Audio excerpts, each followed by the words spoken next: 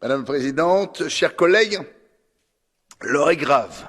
Au moment où nous débattons, plusieurs États membres ont décidé d'appliquer des mesures répressives, discriminatoires et anticonstitutionnelles à l'encontre de leur peuple afin d'accélérer la vaccination de masse sans aucun respect de la liberté vaccinale.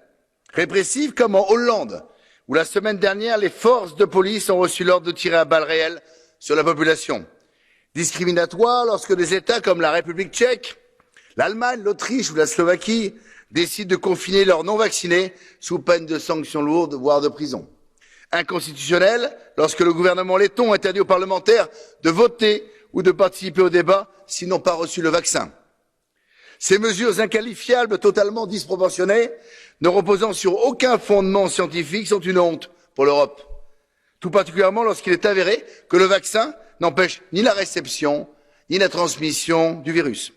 J'en prends pour exemple notre Premier ministre français, Jean Castex, doublement vacciné, qui accuse les non-vaccinés de tous les maux, alors que lui-même ne respecte aucun des gestes barrières, ni le port du masque, et finit par être contaminé par le Covid.